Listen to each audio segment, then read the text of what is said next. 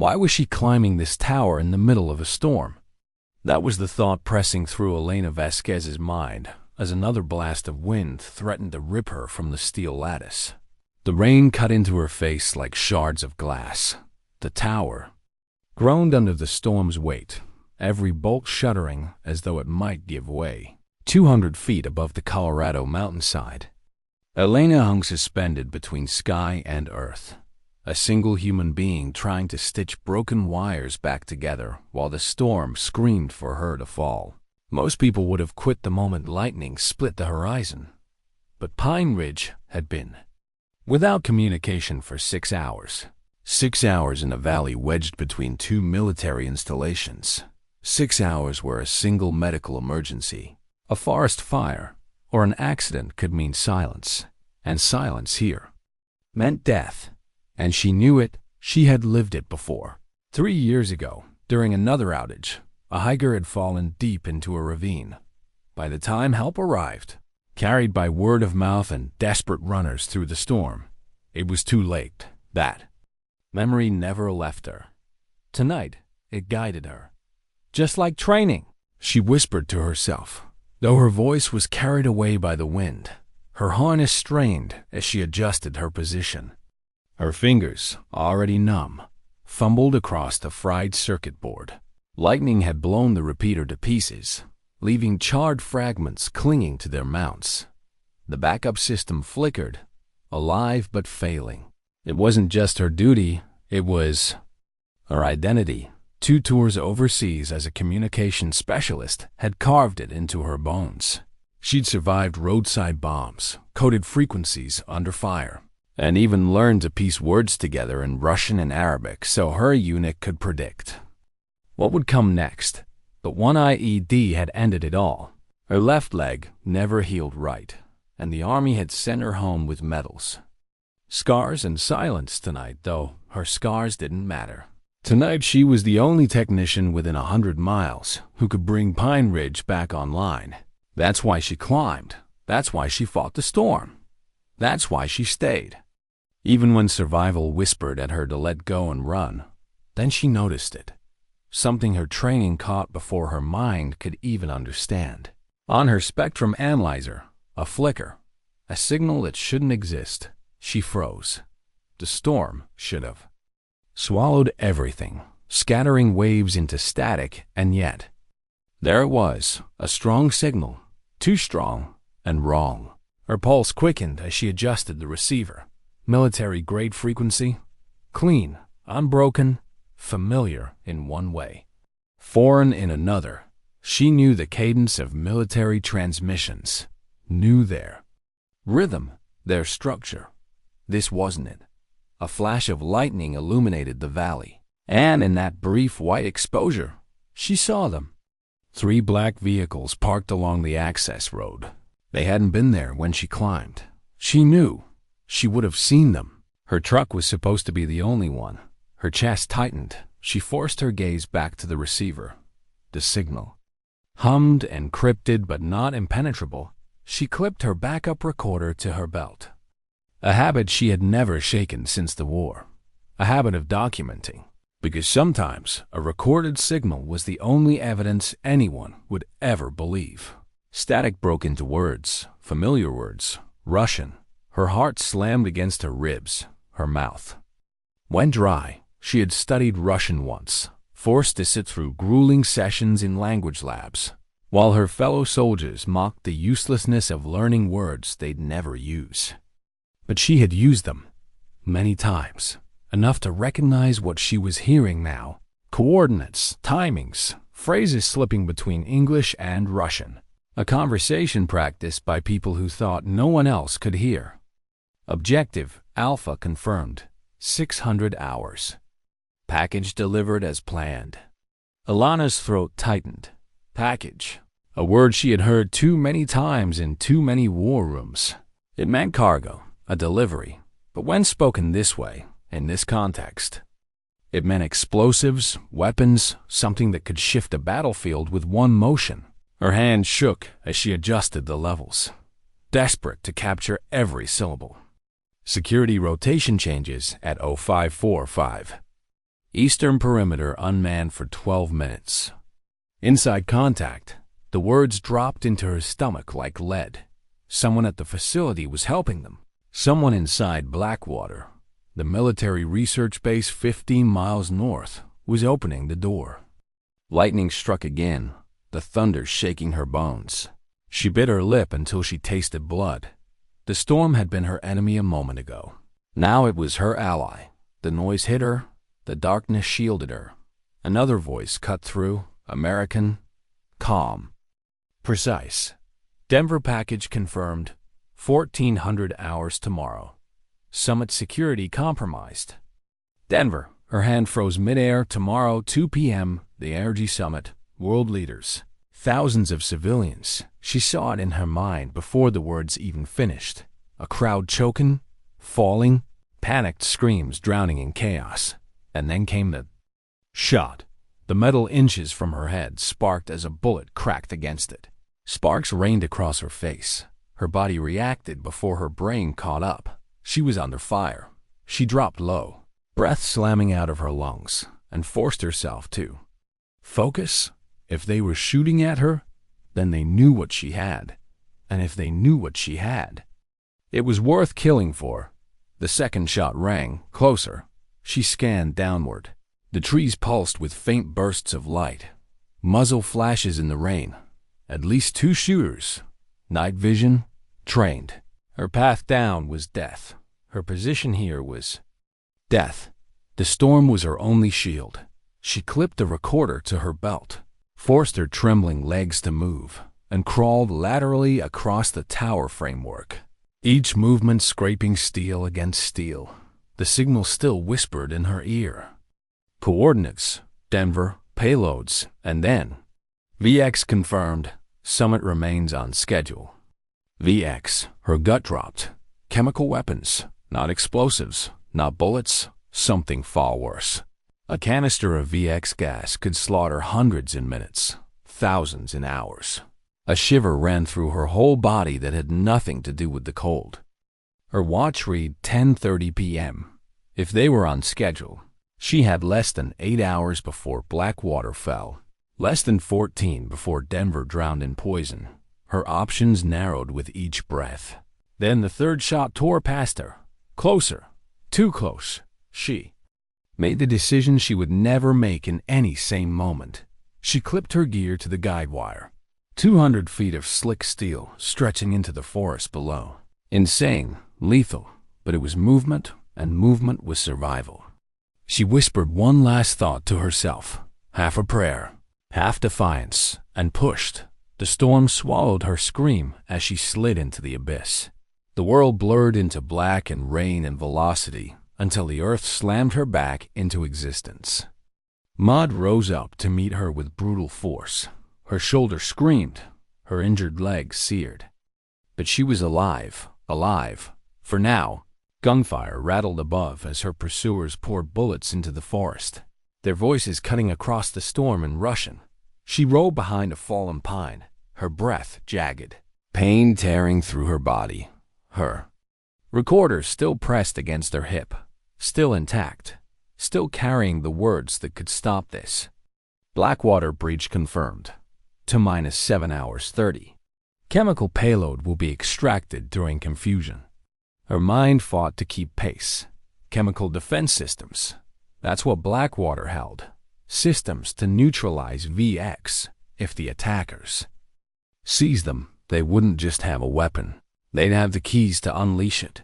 A beam of light swept across her hiding place. Boots splashed in the mud. Voices grew louder, closer. Her satellite phone. She yanked it free, thumb trembling.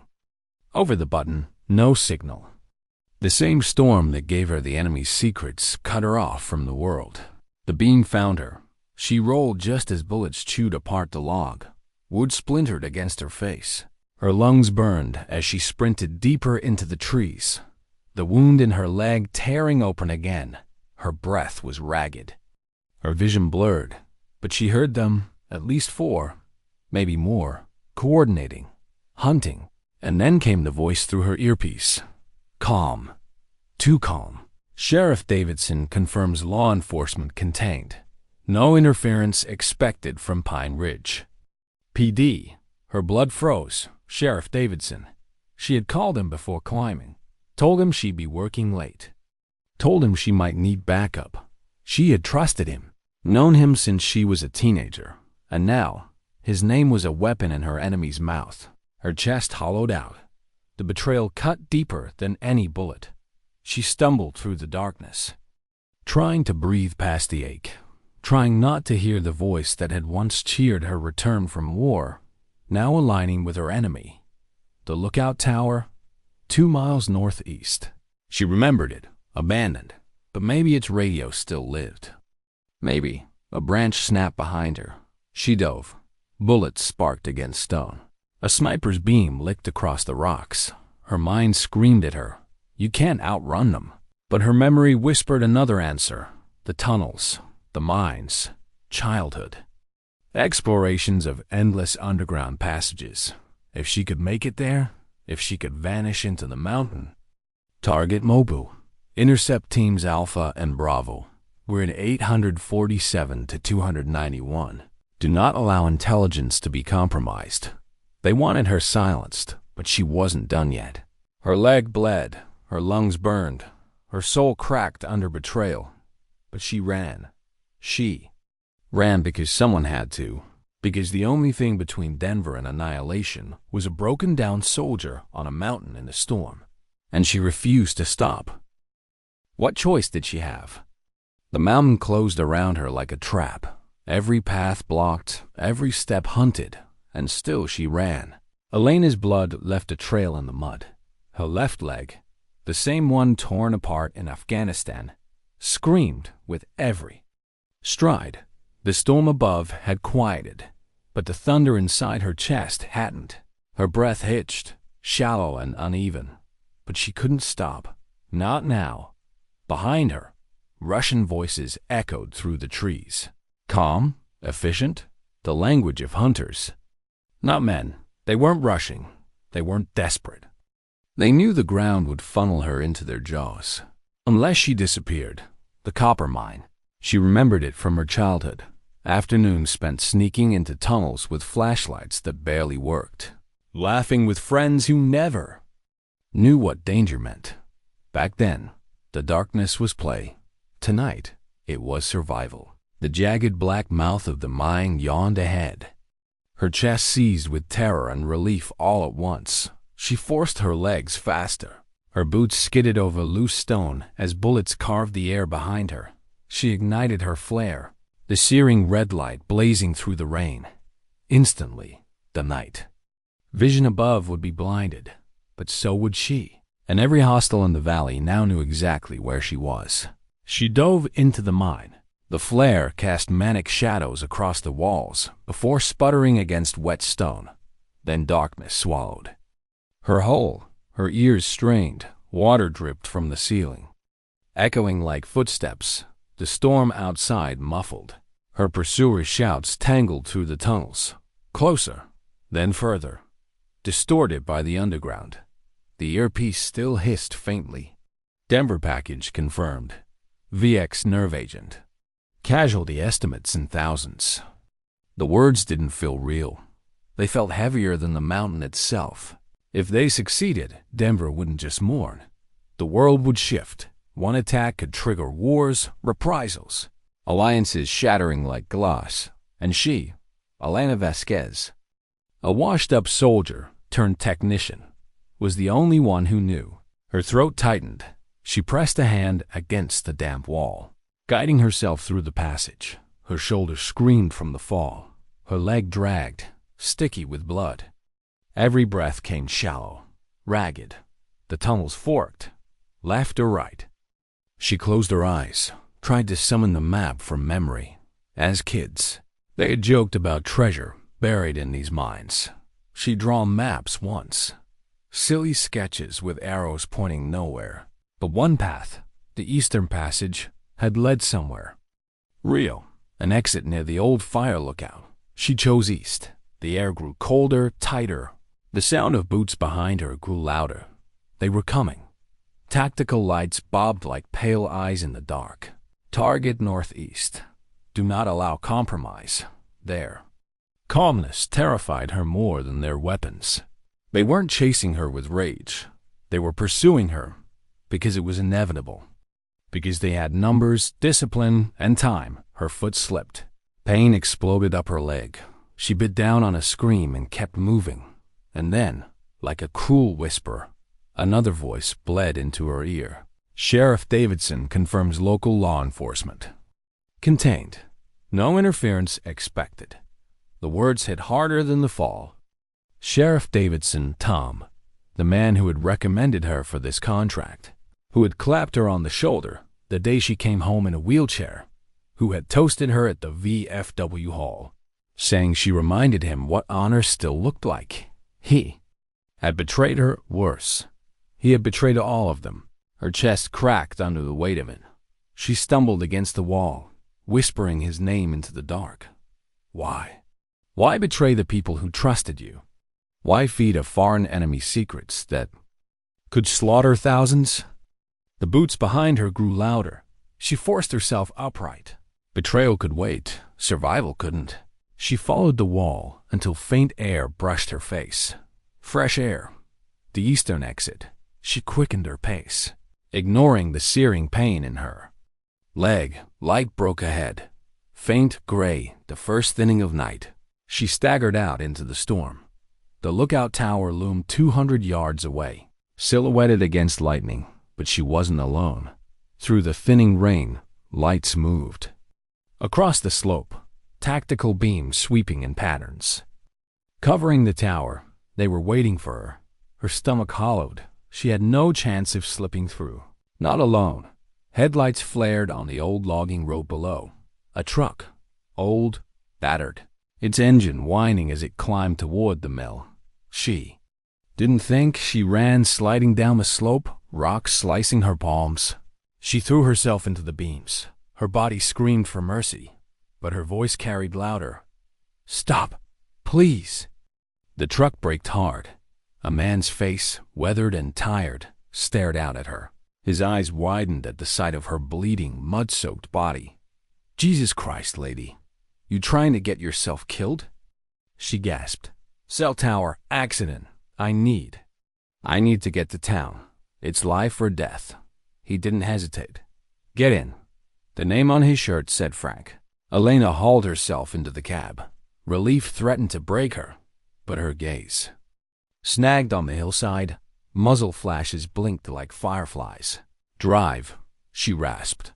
The window exploded as bullets shattered glass. Frank cursed, slamming the accelerator. The truck fishtailed across wet gravel, engine screaming. What the hell is going on? He demanded. She wanted to tell him the truth, that a war was about to detonate in his backyard, that Denver's tomorrow depended on tonight. But involving him meant killing him. Stop the truck, she said. They want me, not you. His knuckles whitened on the wheel. Like how I was in Vietnam. I know that sound, and I don't run from it. The road twisted violently, trees whipping past. In the mirror, 2 sets of headlights closed in. There's a quarry road up ahead, Elena said. Her childhood map unfolded again in her mind. Take it. The road washes out a mile in. They'll have to follow on foot. Frank didn't question her. He turned, the truck jarring violently as gravel cracked beneath the tires. The headlights behind closed the gap. 100 yards. 50. Then the quarry loomed. A sudden end. A 40-foot drop where spring floods had eaten the mountain. Frank slammed the brakes. The truck skidded to the edge, gravel spitting over. The abyss ended the line. Frank turned to her, eyes sharp with a soldier's focus. You gonna tell me what this is really about? Elena's chest heaved. She made the decision that could doom them both. There's going to be a terrorist attack. I have intelligence. I need that lookout tower to transmit it. He studied her, 1 breath, 2, then he nodded, as though it was the simplest truth in the world. Towers northeast, older TV trail take you close. You need to hide, she said. They'll kill you. Negative. He reached under the seat and pulled out a .45 pistol, polished, well kept. I didn't survive Tet to run from a fight at home. Engines roared closer. Tactical beams cut across the trees. There was no more time. They abandoned the truck. Slipping into the forest, moving toward the ATV trail, Elena's chest burned.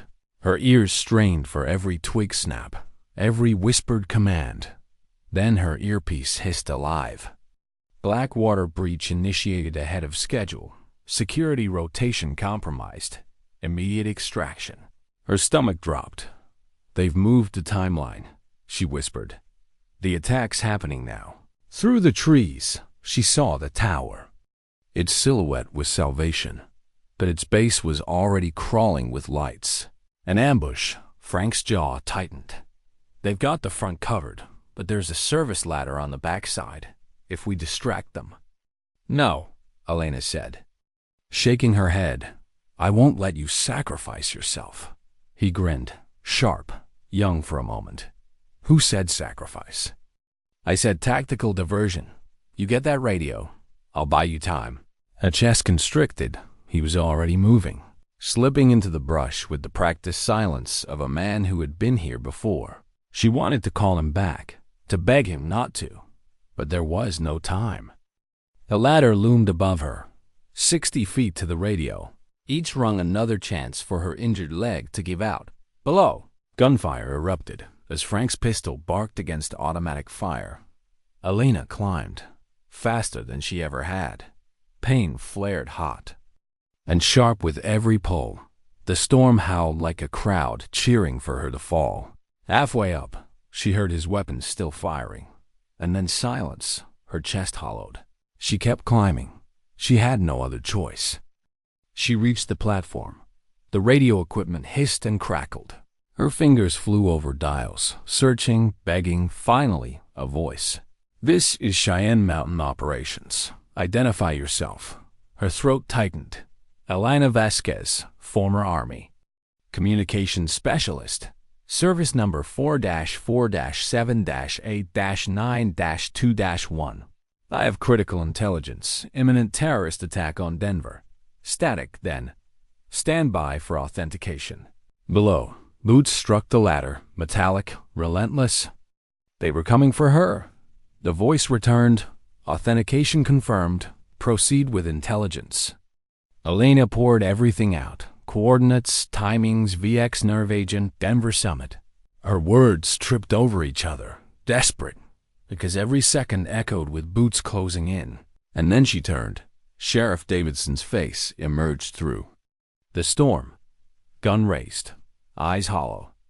"Step away from the radio, Elena," he said quietly. Her body went cold. The betrayal had a face now, and it was aiming at her. "What do you say when the man you trusted most points a gun at your chest?"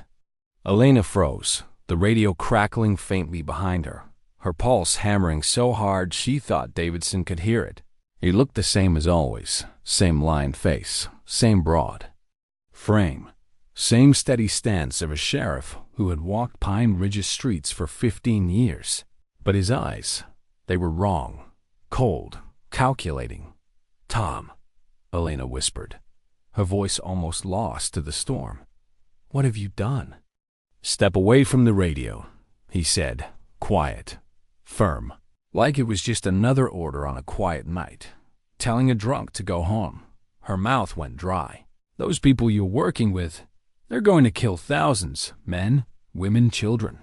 His face didn't change, only his voice shifted, tighter, harder. "Sometimes sacrifices have to be made for the greater good. You wouldn't understand." A hollow laugh almost escaped her. Didn't understand? She'd held dying friends in her arms. She'd watched civilians choke on dust and blood in villages no one cared about. She understood sacrifice. She just didn't understand betrayal. "Try me," she said, edging half a step closer to the fias to the radio. Her hands visible, her movements slow. If she could just get close enough to trigger the emergency broadcast. Davidson's voice cracked open, bitter and sharp. 25 years I've watched this country sell itself out, piece by piece. Foreign investors, foreign governments, and now this so-called summit? It isn't about energy, it's about surrender. About handing America over to a cabal of globalists. We're just pawns to them, Elena. Pawns. Her chest tightened. The words sounded rehearsed, fed to him by someone who knew how to twist loyalty into poison. You're talking about mass murder, she said.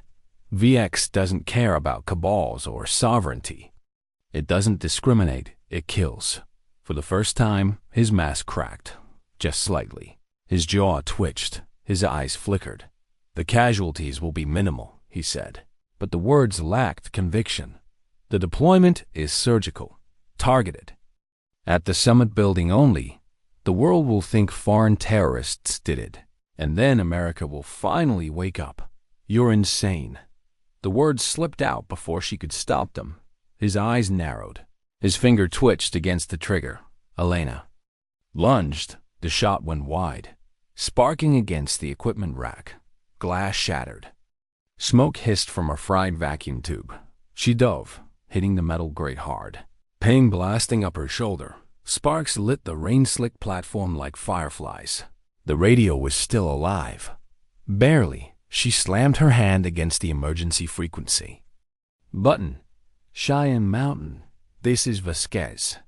Sheriff Davidson is compromised. Local law enforcement. Compromised. Another shot. The microphone shattered, silencing her mid-breath. Davidson advanced, face contorted with fury. You have no idea what you've just done. Years of planning, years, Elena.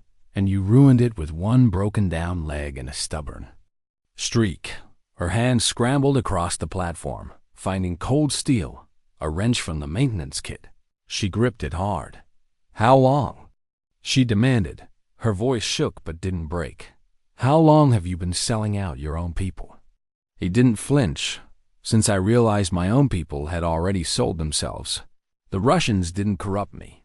They gave me a chance to save this country from itself.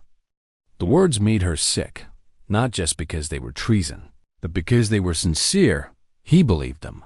The roar of rotor blades cut through the storm. Helicopters, lights slicing the darkness. The military had heard enough of her transmission to come. Both of them froze. Davidson's radio crackled on his hip. Sheriff, we have incoming military assets. Abort and extract immediately. Negative, Davidson hissed into his radio. His eyes never left hers. The technician is still alive. She knows too much. Elena's fingers tightened around the wrench. This was her chance. She swung. Metal met bone. His gun flew from his hand. Clattering off the platform and into the abyss below, he lunged, grabbing her throat. His weight slammed her back against the equipment rack. His grip tightened. Darkness crowded her vision. You should have minded your own business, he gasped, his breath hot with rage. Her knee found his solar plexus. He buckled, grip breaking. She tore free, gasping for air, fumbling for anything. Her hands found the flare gun clipped to the tower's safety kit. She yanked it free, aimed it at his chest. It's over, Tom, she rasped, breath burning her lungs. The military knows, they'll stop it. He straightened slowly. Defiance etched into his features, even as the storm howled around them. You think this is over? The VX canisters are already in Denver. Even if they stop to summit, there are backups. Shopping malls, schools, hospitals. The operation doesn't die with me. Her blood iced. What backups? His mouth twisted into a cruel smile. Insurance. America will learn to fear its own shadow. Searchlights cut through the rain. Boots clanged against the ladder below as special forces climbed. Time fractured into seconds. Elena fired. Flare passed his head. It streaked into the sky, bursting in a blinding red bloom. A signal. She grabbed a broken radio microphone, screaming into it with everything she had. Any station. Elena Vasquez, Pine Ridge Fire Tower. VX canisters loose in Denver. Secondary targets, civilian areas. Attack time 1200 hours. Davidson roared, charging her. They collided, crashing against the metal rails. She sidestepped. He stumbled toward the platform's edge. For a heartbeat, he teetered, arms flailing, face lit by lightning. She could have reached, could have grabbed his arm, could have saved him. Instead, she thought of Frank, of the children in Denver, of betrayal carved into her soul. She stepped back. Davidson fell into the darkness. The special forces swarmed the platform seconds later, weapons raised, eyes sharp. They found her kneeling beside the ruined radio, rain mixing with tears on her face. "Ma'am, are you injured?" A young captain asked, his voice calm but urgent. Elena looked up at the American flag patch on his uniform.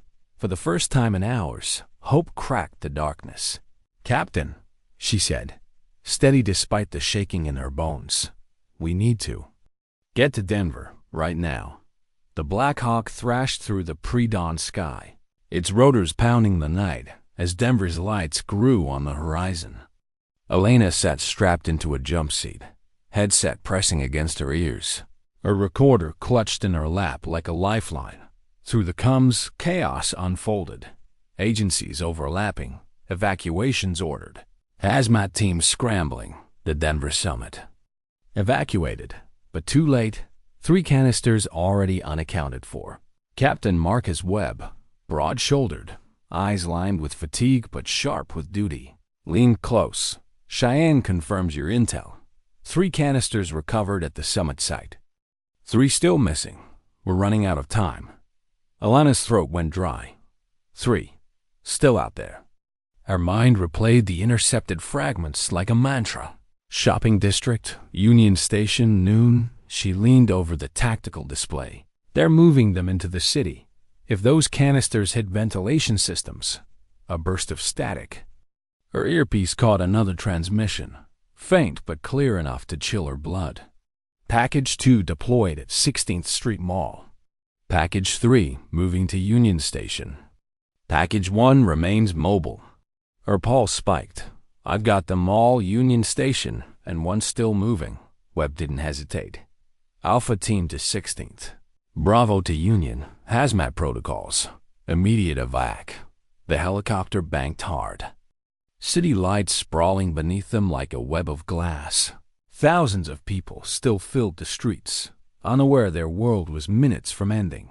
Elena pressed her forehead against the window, eyes burning. They didn't know. They couldn't. No, and if she failed now, none of them would see another day.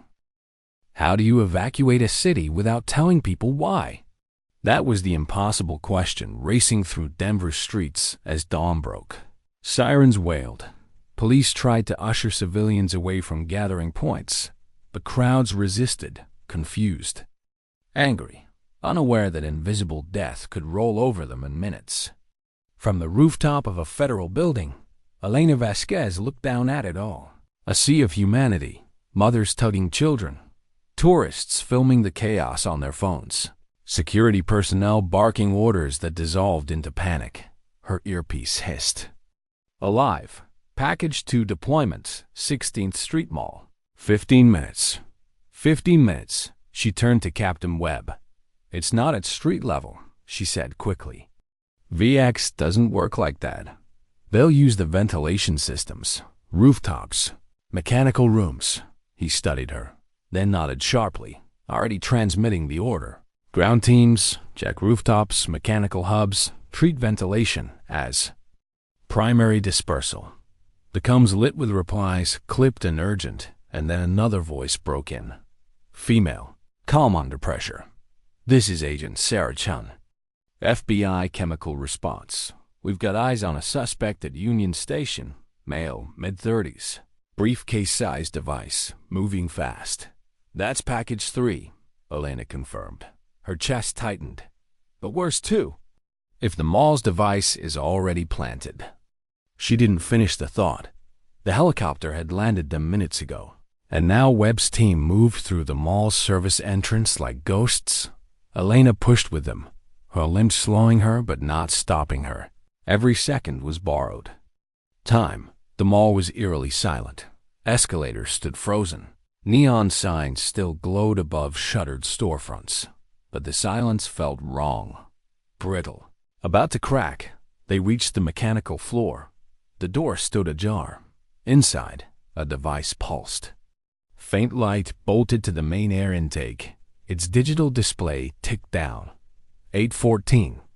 8:13. Rodriguez, Webb's demolitions expert, scanned it. Jaw tight. Motion sensors, tamper-proof triggers, radio detonation, sophisticated setup. Elena leaned close. Her hands steady despite the adrenaline coursing through her. Maybe too sophisticated. She traced the wiring with her finger, her soldier's mind unfolding old training. This isn't right. For a VX dispersal unit, it's too simple. Her breath caught. It wasn't real. It's a decoy, she said suddenly. This whole thing's a decoy. She grabbed her radio. Captain Webb, the Maul device is fake. Repeat. Decoy. Webb's voice cut through the static. From the school site, copy. We've got the same at Union Station. Another fake. The words hit like a blade. Both sites decoys, then the enemy's arrogance betrayed them. A new transmission bled into her earpiece. Clear, unencrypted. All packages are decoys. Real deployment commencing at Federal Building.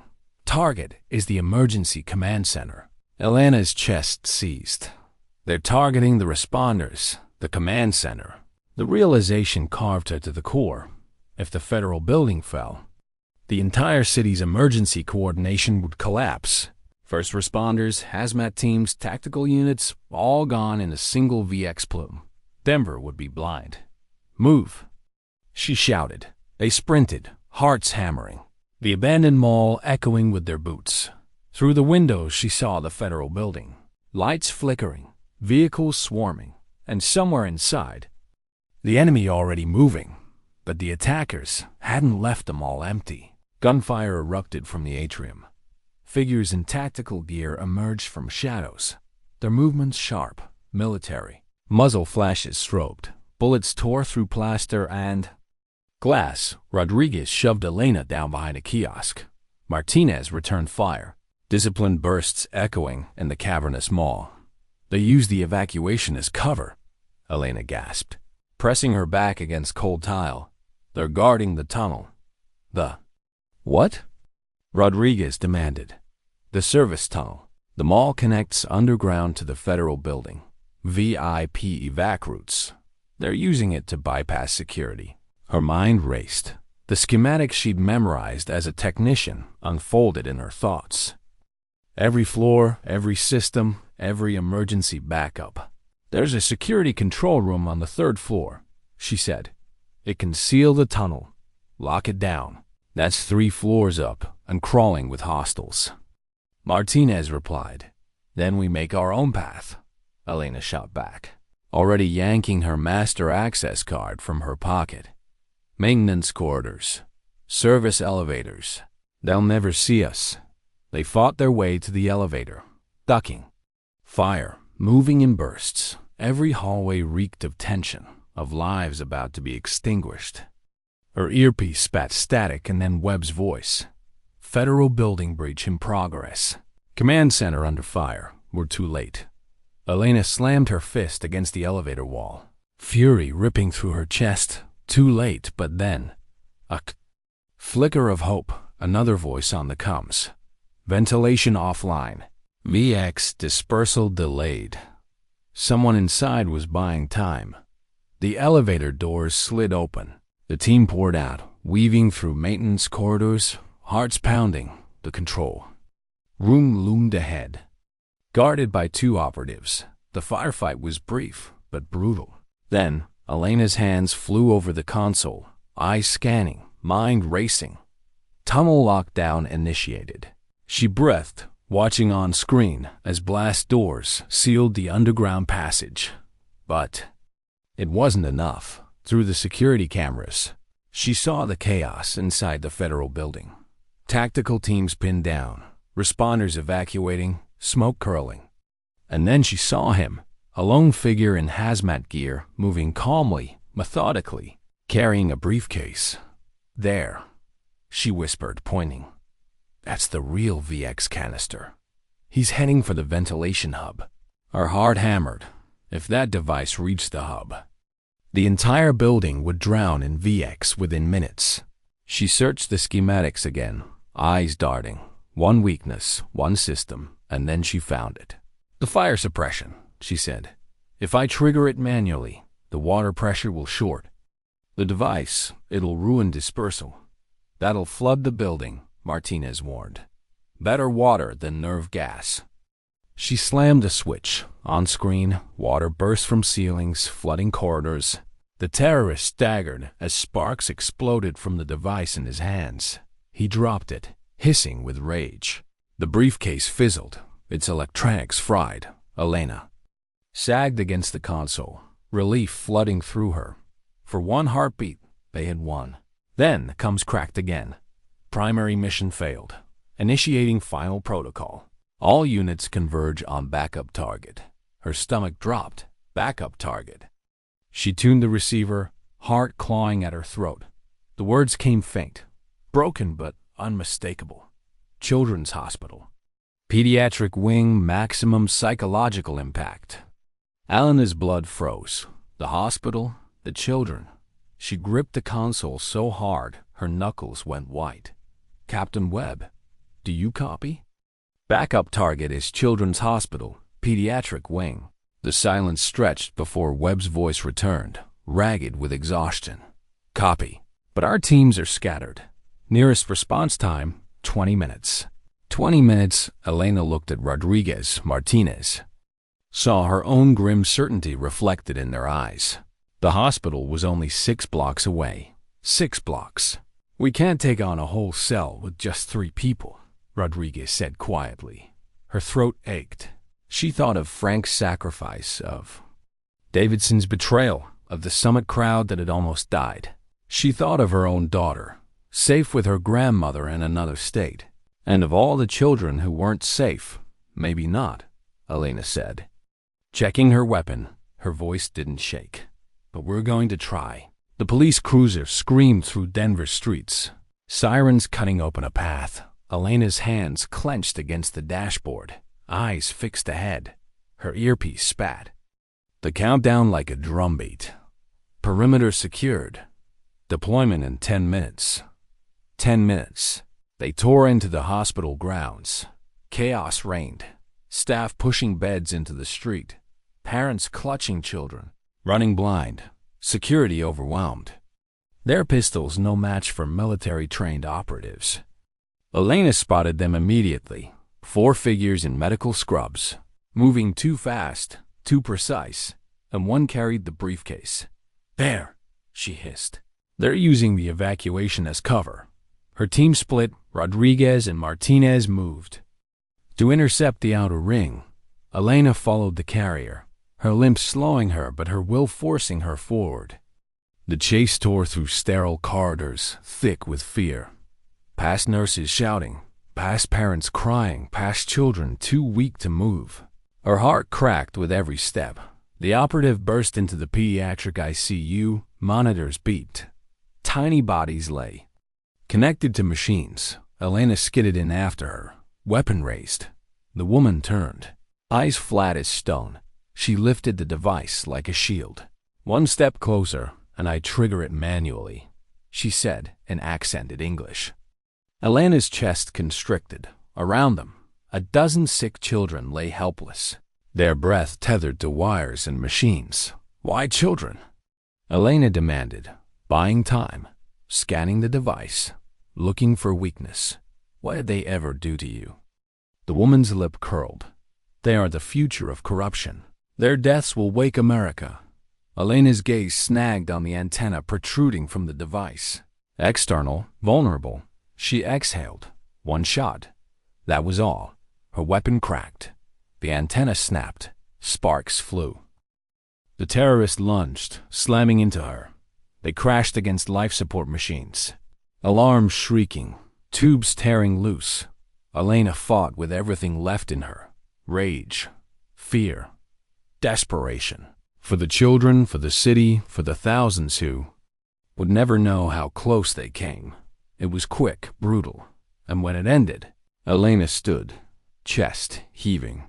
the device disabled at her feet, the terrorist unconscious beside it. Her body shook, tears burned her eyes, around her. Machines beeped again as staff rushed in, unaware of how close death had hovered. She sank to her knees, staring at the children, small, fragile, innocent, and for the first time that night, her tears fell without shame. How do you return to ordinary life after stopping the unthinkable? That was the question that haunted Elena Vasquez as dawn spilled over Denver, casting golden light on a city that had almost died in the dark. The hospital was secure, the terrorists captured, killed, or fleeing into shadows, the VX canisters neutralized or destroyed. Children who would never know how close death had come still sleeping under the steady beeps of monitors. But victory didn't feel like victory. It felt heavy, hollow, fragile. Elena sat on the curb outside the hospital, her clothes torn, her body shaking from exhaustion.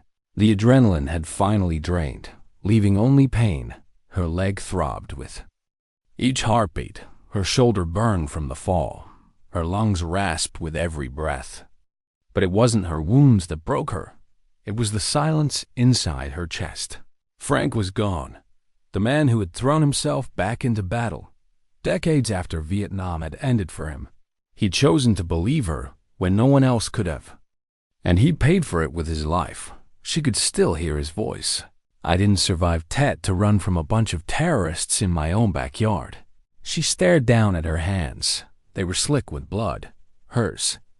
The enemies she didn't even know anymore. But she remembered Davidson's eyes as he fell. Remembered the choice she'd made not to save him. Her chest tightened. Was she any different from them? Ma'am? She looked up. Captain Webb stood there, helmet off, face lined with fatigue. His men moved behind him, corralling survivors, gathering evidence, tending to wounded. Denver's secure, he said quietly. At least for now, your intel saved. Thousands, maybe tens of thousands. Elena's throat closed. She wanted to say something, wanted to claim it meant something. But all she felt was empty. Instead, she asked, how many did we lose? Webb's jaw tightened. He hesitated. More than we should have, but far fewer than we would have without you. His words landed heavy. Neither comfort nor condemnation. Just truth. Sirens wailed in the distance. Helicopters thundered overhead. The city was still alive, but changed. Scars invisible to most, but carved deep in those who had stood at the edge. And she wondered if those scars would ever heal. The months that followed blurred together. Debriefings, questions, reports. Endless hours in windowless rooms where men in suits dissected every moment of the night. Her recordings were played over and over. Her voice, shaky but steady, became evidence in hearings that stretched far beyond Pine Ridge or Denver. Networks of betrayal unraveled. Davidson's treason exposed a rot deeper than anyone had admitted. She told the truth every time, but each retelling carved her raw. The FBI called her a hero. The military called her an asset. The media called her a miracle. Elena called herself nothing at all. Because every time someone shook her hand, she remembered Davidson's. Every time someone thanked her, she remembered Frank's sacrifice. And every time she saw a child smile, she remembered how close it had come to being erased. Heroism, she learned, was a word for other people. For the ones who needed to believe the story ended neatly. For the ones who hadn't seen the cost. 6 months later, she stood in Washington, D.C., in a private ceremony room thick with flags and cameras. The president placed the Medal of Freedom around her neck. Applause filled the chamber. Speeches praised her courage, her quick thinking, her sacrifice. She smiled, politely, nodded at the right moments, shook the right hands, but inside, she wasn't in Washington. She was in the storm, on the tower, in the mud, hearing Davidson's voice betray every oath he'd sworn. The medal was heavy, but not as heavy as memory. That night, back in her hotel room, she set it on the desk. The ribbon gleamed red, white, and blue. but she couldn't bring herself to touch it again. When she returned to Pine Ridge, the mountains were quiet. Snow clung to the peaks. The cell tower stood tall, skeletal. Against the sky, she climbed it again, months after the storm. Not under fire, not hunted, just routine maintenance. The climb was slower now, her leg weaker, but her hands still steady, her harness still sure. Halfway up, the wind carried a memory. Frank's laugh, Davidson's sneer, the hiss of Russian. Voices in the static. She closed her eyes, steadying herself. When she reached the top, the repeater hummed steadily. She checked the circuits, tightened bolts, tested frequencies, ordinary work, safe work. Her new encrypted comms unit crackled. Homeland Security's voice on the other end, routine check-in. Vasquez, status green? She pressed the mic. Green. And for the first time, she realized she wasn't alone anymore. She had become their eyes, their ears. A silent sentinel on the ridge. Not because she wanted to, but because she couldn't turn away. Not anymore. At sunset, she climbed down. The valley spread out before her, golden and quiet. She thought about the children in Denver, safe and recovering. She thought about Frank, whose sacrifice would never be written in history books, but lived in her bones. And she thought about Davidson, the man who'd betrayed his people not for money, but for a story he believed more than truth. That was what haunted her most. Evil didn't always come with a foreign accent or a uniform. Sometimes it wore a familiar face. She stopped at the base of the tower, looking back at the steel skeleton she'd nearly died on, and she understood something she hadn't before. The storm hadn't just revealed the enemy's plan. It had revealed her own truth, that sometimes the fight isn't about winning. Sometimes it's about refusing to surrender. Even when betrayal cuts deep. Even when the world doesn't see. Even when the cost is unbearable, because dignity doesn't announce itself. It doesn't shout. It doesn't boast. It just climbs into the storm and acts. How do you carry on when the world insists on calling you a hero, but you feel like a ghost? That was the weight Elena Vasquez carried in the months after the storm. The medal sat in its case on her kitchen table, untouched. Neighbors stopped her in the grocery store, their voices soft with reverence. Veterans at the VFW saluted her like she was still in uniform. Strangers wrote letters, thanking her for saving lives they would never know she'd touched. But none of it mattered when the lights went out at night, when her dreams dragged her. Back into the tower, into the storm, into Davidson's eyes as he fell, when Frank's last words echoed in her chest. When the sound of a flare gun cracking open the night still rang in her ears, she'd wake with sweat on her skin, her body tangled in sheets like vines, and sometimes she couldn't breathe until she opened her window and let the mountain air wash through her. Pine Ridge hadn't changed much. The mountains still rose like sentinels. The logging roads still twisted into nowhere.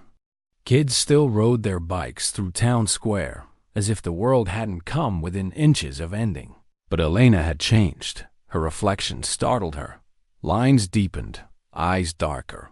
She walked with a limp sharper than before, her leg refusing to forgive her for what she'd asked of it. And inside, she carried an unease that never left. Every storm made her flinch. Every parked black SUV made her gut tighten.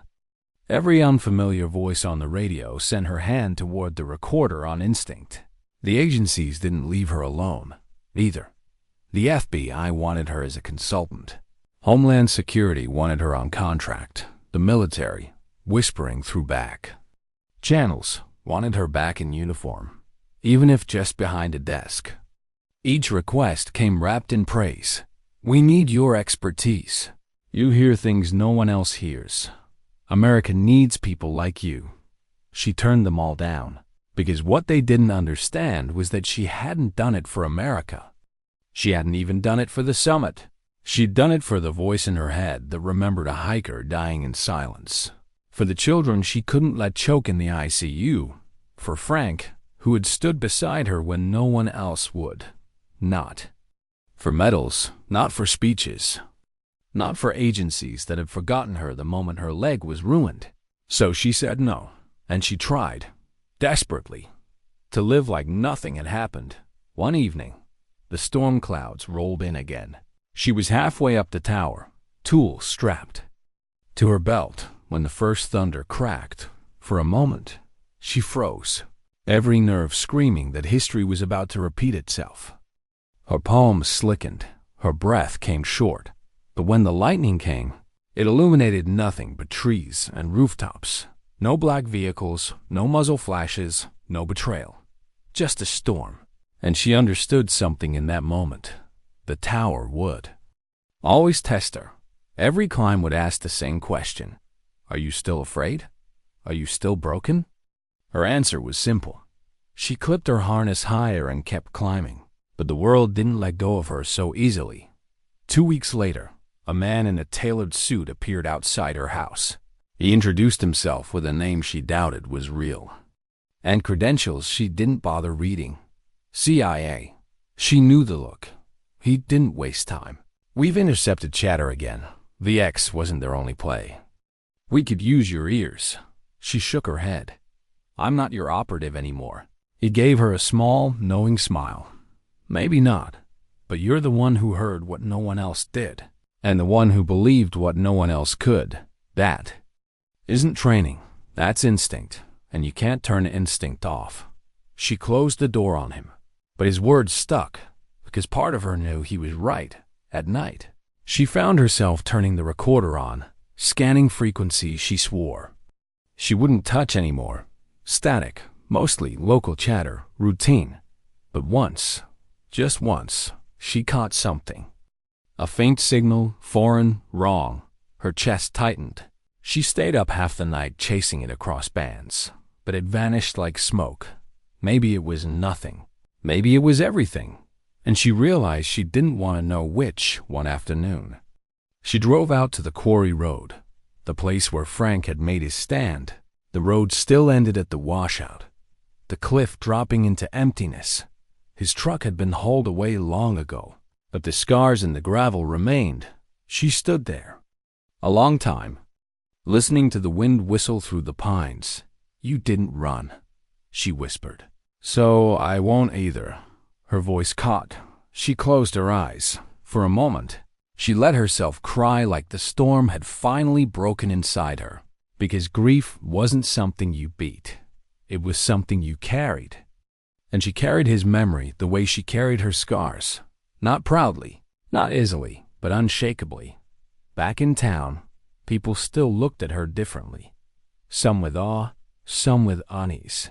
She had become a story, larger than the person she felt.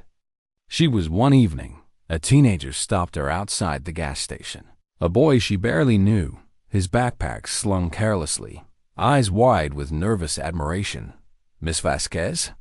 He asked. She nodded. My dad said you saved Denver, he said. He said you're proof one person can change the world.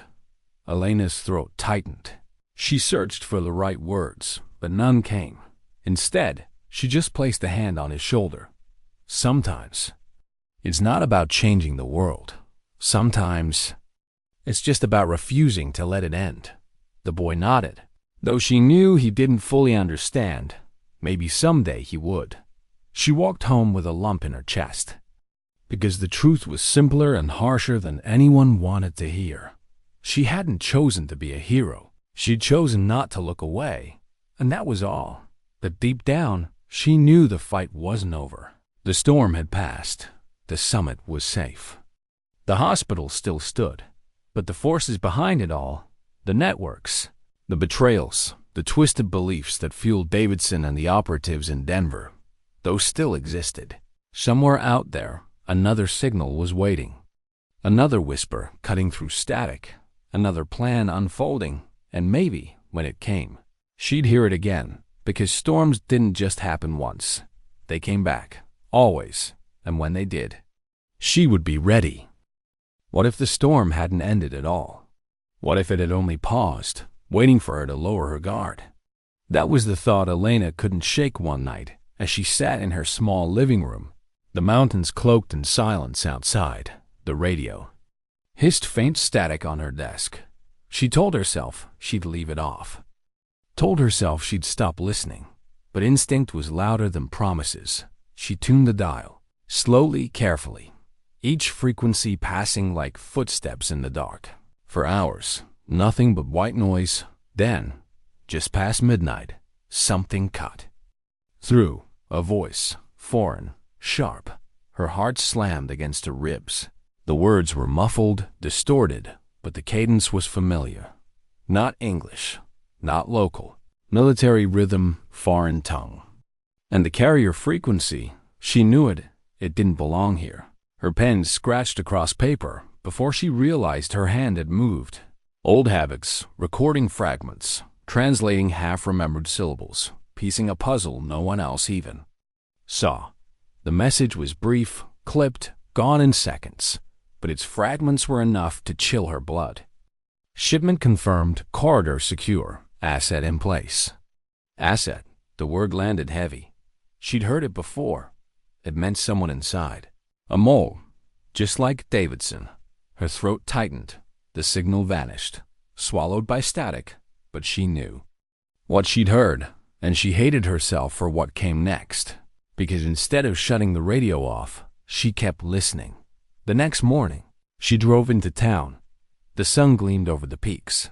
Kids played outside the diner.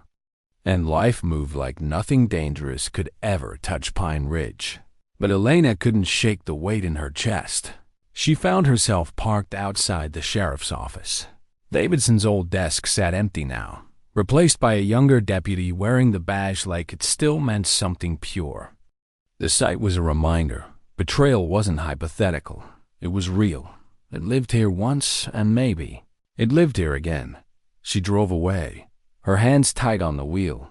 By afternoon, she was climbing the tower.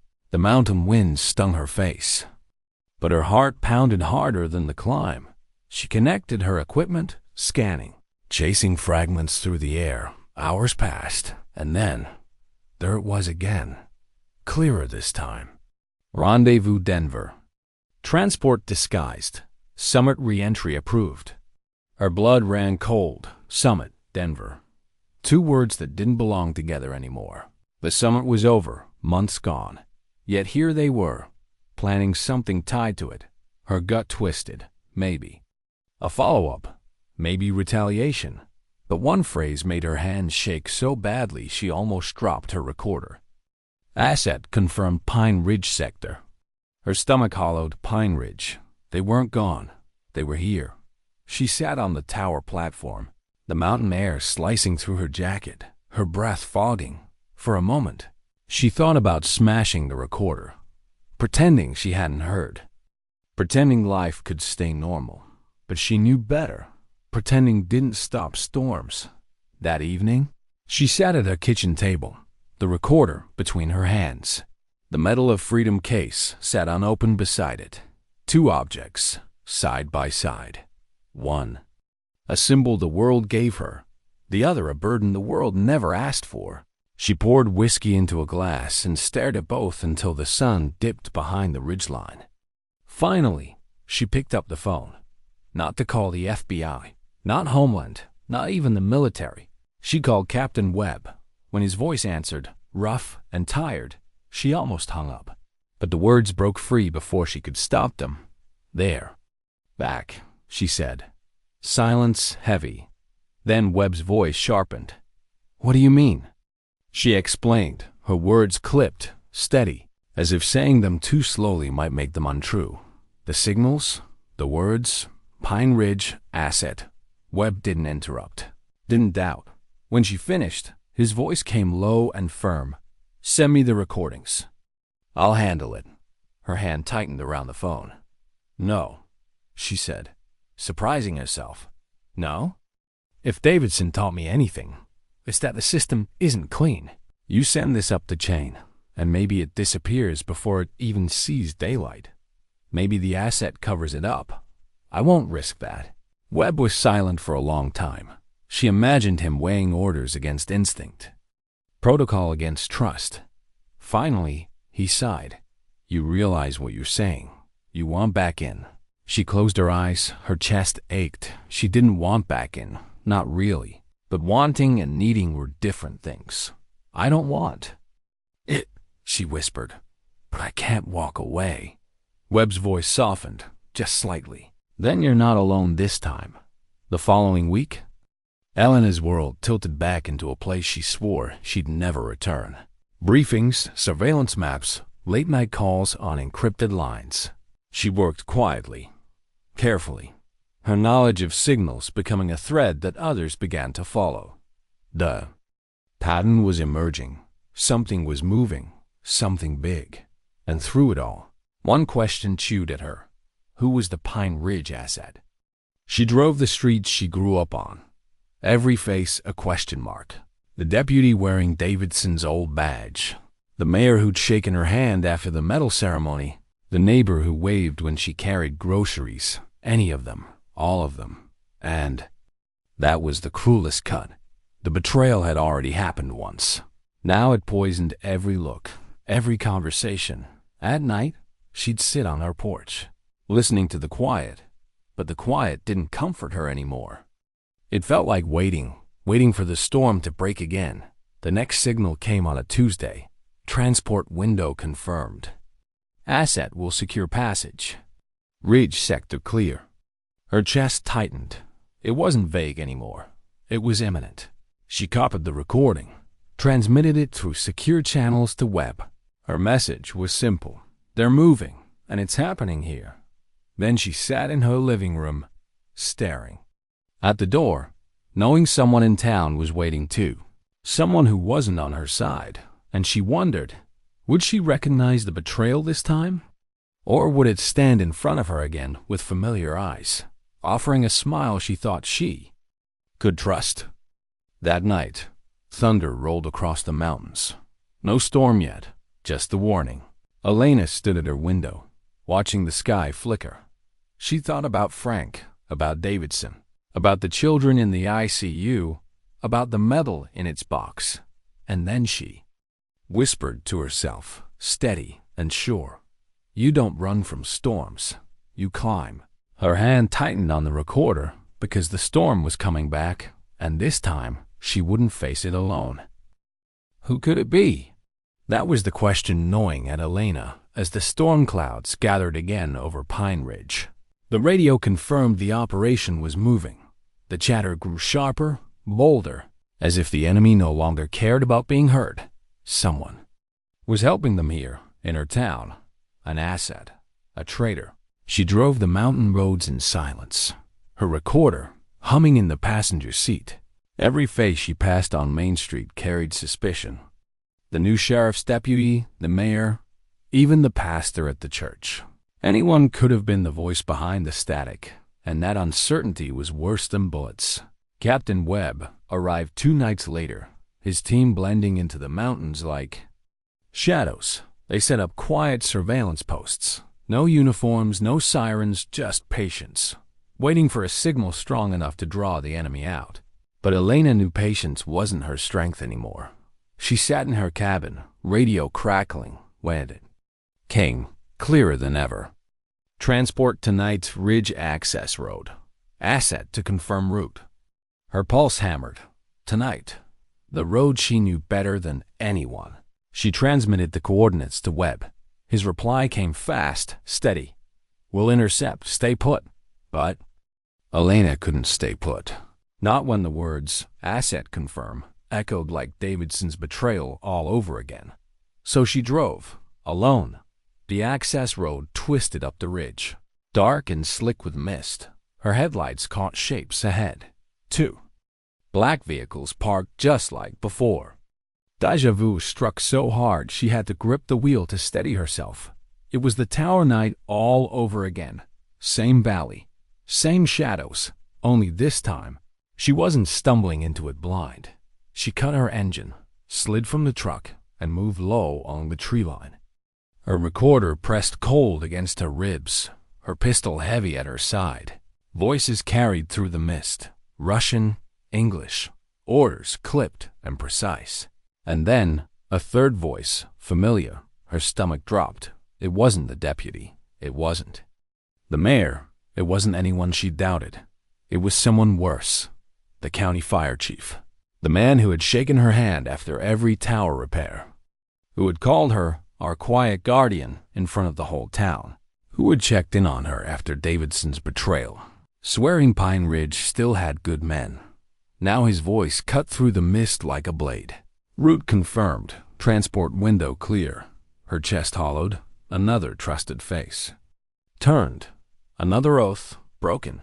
She almost stepped into the open, almost screamed, but she forced herself still.